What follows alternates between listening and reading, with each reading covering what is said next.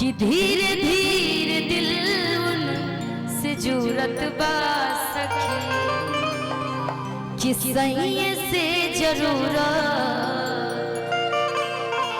कि सही से जरूरत कि सब पूरत बा सखी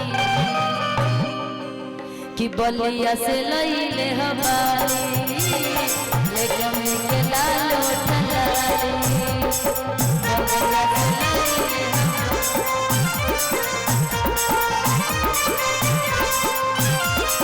बलिया से लईले हमारी ले गमी के लालो ठलाली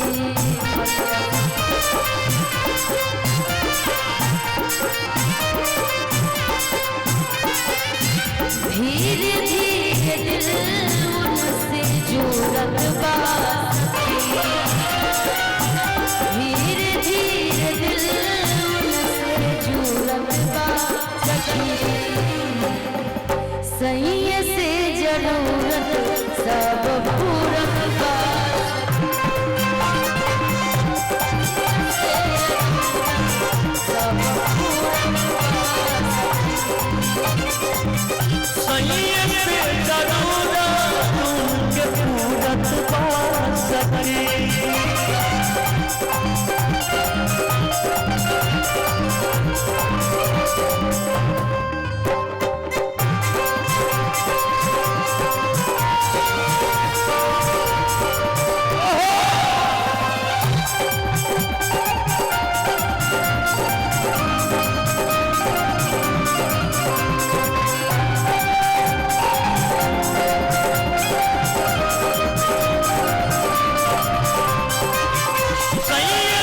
जरूरत उनके पूरत बा सखी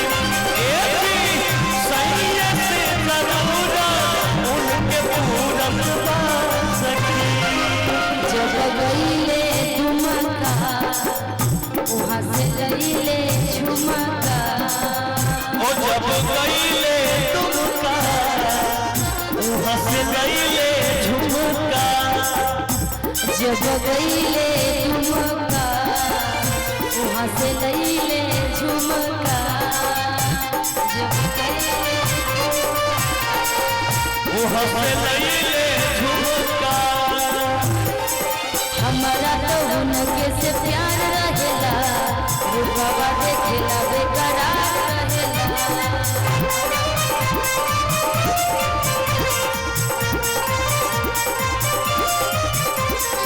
हमारा तो उनके से प्यार रहेला रूपवा देखेला बेकरार रहेला हमारा तो उनके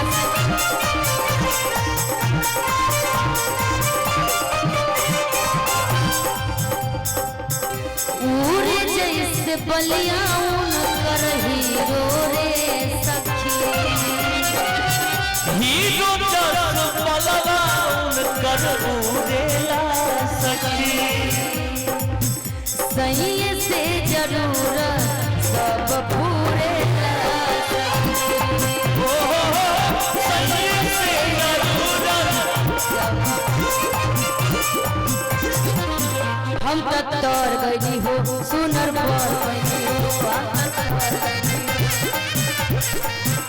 अपना रजों के प्यार में सवर गई हो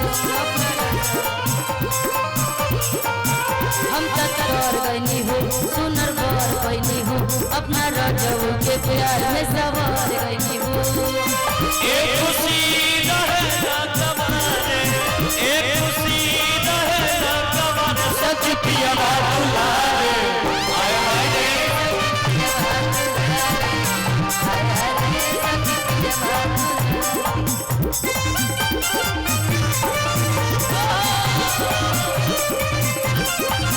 सही से जरूरत उनकर पूरत बा सखी और पत्नी का तरीका जब पहनीला साड़ी पिया कहेले प्यारी जब पहनीला साड़ी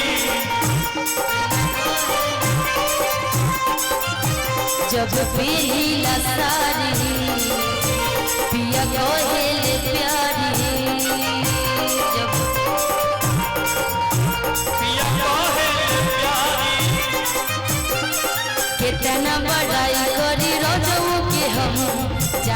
भी ज्यादा वो मानेला हरदम। कितना बड़ाई करी रजऊ के हम, जान से भी ज्यादा वो मानेला हरदम। रहिले वो हमें जहाँ सूरत बा सके, उनके बसेला तोरा फिर मूरत रहिले वो हमें जहाँ सूरत बा सके, रहिले वो हमें जहाँ सूरत बा सके। सैये से जरूरत ओहर पूरत बाज सके, सैये से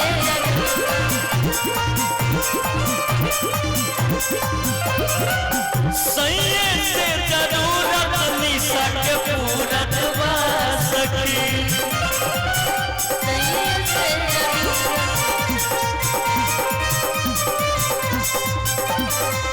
सैये से जरूरत इनके पूरत बाज सके, सैये से जरूरत सब पूरत बा सके, सैये से जरूरत इनके पूरत बाज सके, सैये से जरूरत सब पूरत बा सके। कि सैये से जरूरत सबके जरूरत सैये से पूरत है। कि सब पूरत बा सखी, कि सैये से जरूरत निशा जी के पूरत बा। हाजी हमारे पति लाखों करोड़ों में एक बड़े, हमरा के बड़ा प्यार करे। हमारे पति लाखों करोड़ों में एक बड़े, हमरा से बड़ा प्यार करे, तो उनसे सामने खड़ा बात और फिर से भाई आजकल का पेटीएम वाला सिस्टम आ गया है। फिर से विजय जायसवाल जी, प्रिंस जायसवाल जी, प्रीतम जायसवाल जी की तरफ से 5100 रुपए का भाई फोन पे पर पैसा आया है। बहुत बहुत धन्यवाद। नंबर प्रिंस जायसवाल जी के यहाँ पिछले 15-20 दिन पहले मेरी कार्यक्रम हुई थी, यहाँ से कुछ ही दूर बाद डाक बम के समय में। तो भाई देखिए वहां से वो पैसा भेज रहे फोन पे पर, इनाम 5100 रुपए का इनाम आया। बहुत बहुत धन्यवाद प्रिंस जी को, प्रिंस जायसवाल जी को। कितना प्यारा सा आशीर्वाद, आप लोग नेपाल रह के भी, आउट ऑफ कंट्री रह के भी वहां से भाई फोन पे भेज देने, बहुत अच्छी बात है। धन्यवाद इसके लिए। ये तो प्यार बा। अब आप कहिए कुछ मेरे लिए, या फिर हम ही कहें कि दौरा